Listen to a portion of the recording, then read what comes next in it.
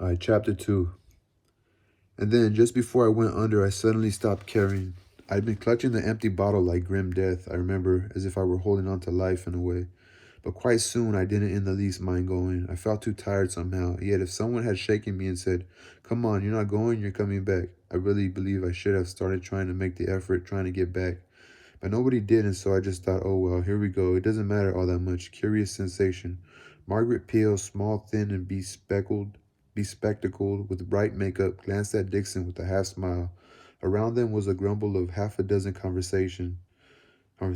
It's a good sign they are able to talk about it like this, he said. Since she made no reply, he went on. What happened afterwards, or can't you remember? Don't tell me if you'd rather not, of course. No, I don't mind telling you if it won't bore you. Her smile broadened a little. But didn't Wilson tell you about how he found me? Wilson, oh, the chap in the room underneath, yes, he said about hearing your wireless booming away and coming up to complain. What made you leave it on like that? The feelings aroused in him by the first part of Margaret's story had almost subsided now, and he was able to think more clearly. She looked away across the half-empty bar. I don't really know, James, she said. I think I had some idea about wanting to have some sort of noise going on while I was going off. It seemed so horribly quiet in the room. She gave a little shiver and said quickly, "Bit chilly in here, isn't it?" "Well, move if you like." "No, it's all right. Just a bit of drought with the chap coming in." "Oh, yes. Afterwards, I think I grasped quite soon what was going on and where I was and all that, and what they were doing to me. I thought, oh God, hours and hours of feeling ill and wretched. Can I bear it? But of course I was passing out all the time, on and off. Good thing, really in the end. By the time I was fully compos mentis again, the worst was over. As far as feeling awful was concerned, I was terribly weak naturally, well, you remember? But everybody was awfully sweet to me. I should have thought they'd got enough to deal with the people who were ill through no fault of their own. I remember being terrified they'd tell the police and get me carted off to a police hospital. Are there such things, James? But they were just angelic. They couldn't have been nicer. And then you came to see me, and the horrible part all began to seem unreal. But you looked so terrible. She leaned sideways on her bar stool and laughed, her hands clasped around one knee, the quasi-velvet shoe falling away from her heel. You looked as if you'd been watching some frightful, gruesome operation, white as a sheet and all. Hollow-eyed, she shook her head, still laughing quietly, and pulled her cardigan up over the shoulders of the green paisley frock. Did I really, Dixon asked her. James Dixon. Did I really, Dixon asked her. He was relieved at this piece of news to find that he looked as bad as he'd felt that morning. Then he felt bad again now as he nerved himself to ask the last compulsory question. He half listened for a minute or so while Margaret described how good Mrs. Welch had been to her in fetching her from the hospital and installing her at the Welch's home to convalesce. She had undoubtedly been very kind to Margaret, even though at other times, when publicly disagreeing with her husband, for example, she was the only living being capable of making Dixon sympathize with him. It was rather annoying to hear how kind she'd been. It's kind of annoying to hear how kind she'd been. It entailed putting tiresome qualifications on his dislike for her. Finally, Dixon said in a low voice, having first drunk freely from his glass, "You needn't say anything if you don't want to, but you are over this business now, aren't you? You wouldn't think of having another shot at it, I mean." She glanced up quickly as if she'd been expecting to be asked this, but he couldn't tell whether she was glad or sorry when he came. Then she turned her head away and he could see how thin the flesh was over her jawbone. "So I wouldn't have another shot at it," she said. "I don't care about him anymore. I don't feel anything at all about him, one way or the other. So much so I feel now it was rather silly to have tried it all." This made Dixon decide that his apprehensions about the evening had been absurdly out of place. "Good," he said heartily. "Has he tried to get in touch with you or anything?" "Not a thing, not even so much as a phone message," vanished without a trace. "He might never have existed as far as we're concerned. I suppose he's too busy with his popsy these days, like he said he'd be." "Oh, he said that, did he?" "Oh, yes. Our Mr. Catchpole's never won a beat about the bush. How did it go?" "I'm taking her off to North Wales with me for a couple of weeks. I thought I ought to tell you before I went off." "Oh, he was charmingly frank about it. James quite charming in every way." "Oh, he was charmingly frank about it, James. Quite charming in every way." Again she turned away from him, and this time the tendons of her neck were prominent, together with the bones at the base. He felt a pang of alarm. Which sharpened when he found he could think of nothing to say. As if searching for a text, he examined her face, noting the tufts of brown hair that overhung the earpieces of her glasses, the crease running up the neck cheek and approaching closer than before to the eye socket. Or was he imagining that, in the faint, but at this angle unmistakable downward curve of the mouth, there was nothing there of conversational ailment? He felt for his cigarettes, but before he could use the offer of these as a means of breaking into her pose, she switched back to him with a little smile which he recognized, with self-dislike as consciously brave. She drained her glass with a quick gait movement. "Beer," she said. "Buy me beer. The night is young." While he was securing the barmaid's attention and getting the drinks, Dixon wondered first how many more rounds of Blue Label he might be expected to pay for, and then why Margaret, with her full lecturer's salary uninterrupted by her absence from work, so rarely volunteered to stand him a drink. Finally, though this was no more welcome, he thought of the morning before Margaret had taken her overdose of sleeping pills. He had nothing to do at college that day before a 2-hour seminar in the afternoon, and she'd been free after tutorial hour at 10.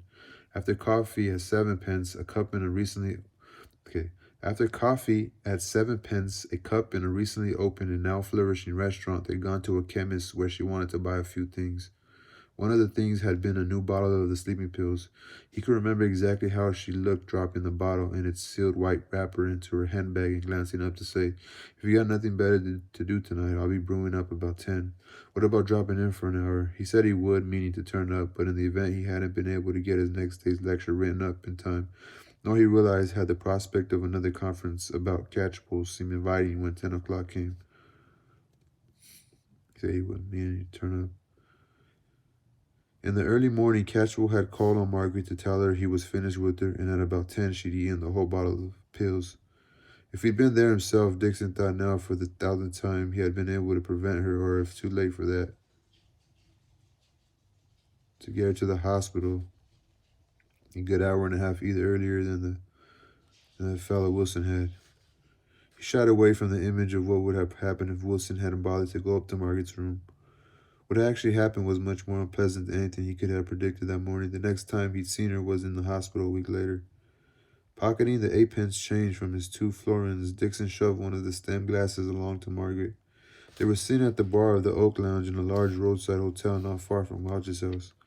From this seat, Dixon felt he could recoup himself a little for the expensiveness of the drinks, by which eating steadily through the potato crisps, gherkins, and red and green and amber cocktail onions provided by an ambitious management. He began eating the largest surviving gherkin and thought how lucky he was that so much of the emotional business of the evening had been transacted without involving him directly. She said nothing about his recent non-appearance at the Welches, nor had any disintegrating question or avowal been let fall.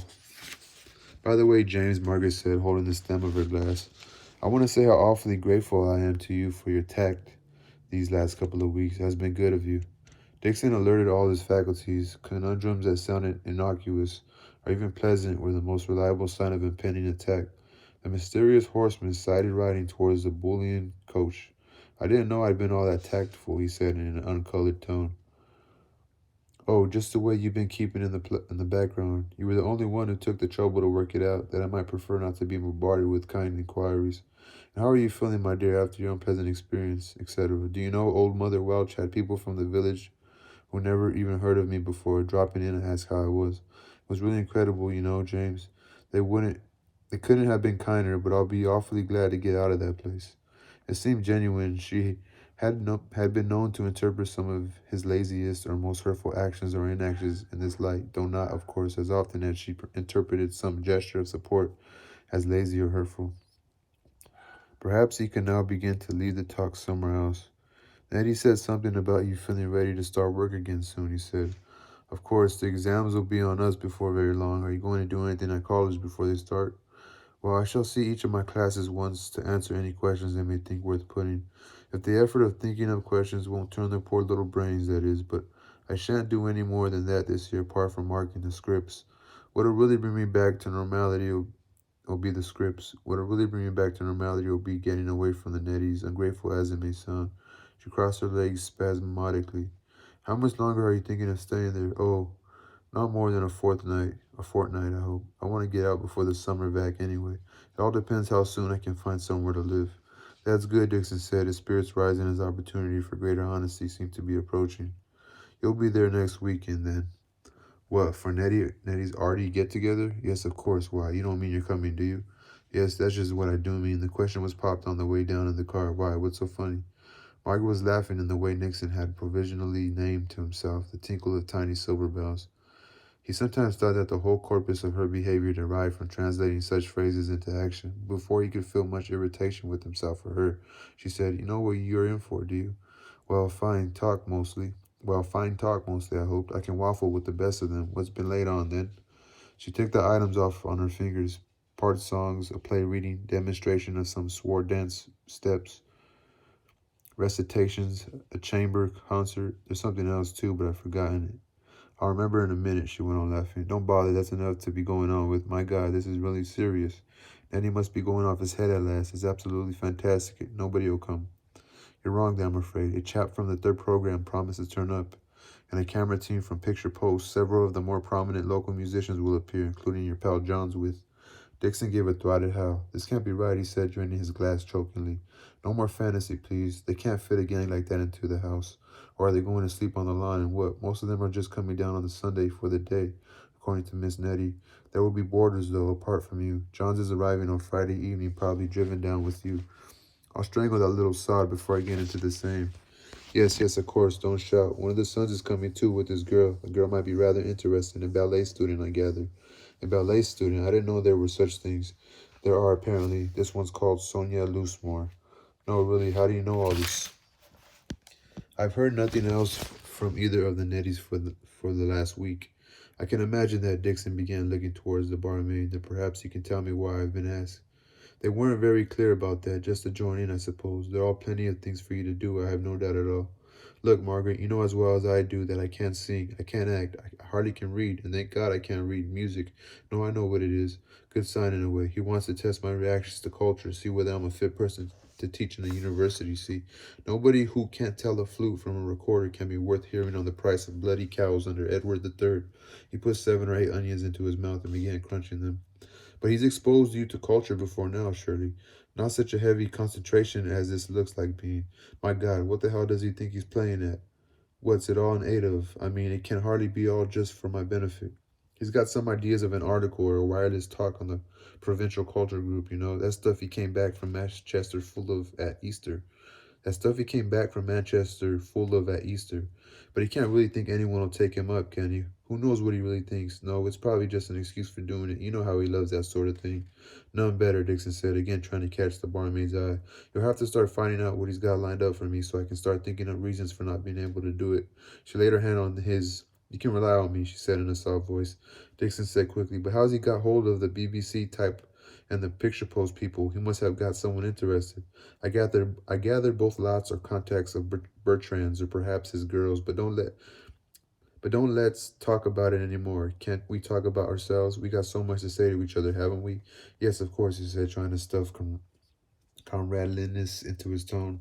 Comradeliness into his tone. He brought out his cigarettes, and while lighting 2 of these and getting more drinks, he meditated on Margaret's capacity of talking like this at notice. He wanted to give an inarticulate shout and run out of the bar, not stopping until he was on board a city bus. Though silence, he was grateful to notice.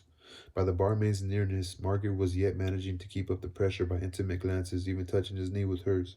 He converted his start at this into a glance upwards to the clock above the counter. The thin red second hand swung smoothly round the dial, giving the illusion of time rapidly passing. The other hands pointed to 9:05. While he was being given his change, Dixon studied the barmaid, who was large and very dark, with a narrow upper lip and rather close-set eyes. He thought how much he liked her and had in common with her, and how much she liked and had in common with him if she only knew him. With a maximum of deliberation, he trousered his change, then picked up and shook a cigarette packet someone had left on the counter. It proved empty.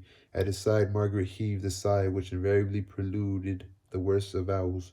She waited until he had a look at her and said, "How close we seem to be tonight, James." A fat-faced man on the other side of her turned and stared at her. "All the barriers are down at last, aren't they?" she asked. Finding this unanswerable, Dixon gazed at her, slowly nodding his head, half expecting a round of applause from some invisible auditorium. What wouldn't he give for a fierce purging draught of fury or contempt, a really efficient worming from the sense of responsibility? At last she lowered her eyes and might have fallen to scanning her beard for foreign matter. It seemed almost too much to hope for. After another silence, she went on in a brisker tone. "But can't we sit somewhere more out of the public eye?" Dixon said he thought this was a good idea, and they moved across the room, which was starting to fill up, to a vacant corner. Before sitting down, he excused himself and went out to the lavatory. Out there, he thought how nice it would be if he could give up his dual role of conciliator and go right away from here. 5 minutes will be ample for a vituperative phone call to Welch and a short statement of the facts of the case to Margaret. Then he'd go and pack a few clothes and get on the 10:40 for London. As he stood in the badly lit Jake's, he was visited again, and unbearably, by the visual image that had haunted him ever since he took on this job. He seemed to be looking for a darkened room across a deserted back street to where, against the dimly glowing evening sky, a line of chimney pots stood out as if carved from tin. A small double cloud moved slowly from right to left. The image wasn't purely visual because he had a feeling that some soft, unidentifiable noise was in his ears, and he felt with a dreamer's baseless conviction that somebody was going to come into the room where he seemed to be, somebody he knew in the image but not in reality. He was certain it was an image of London, and just as certain that it wasn't of any part of London he'd ever visited. He hadn't spent more than a dozen evenings there in his life. Then why, he pondered, was his ordinary desire to leave the provinces for London, sharpened and particularized by this half-glimpsed scene.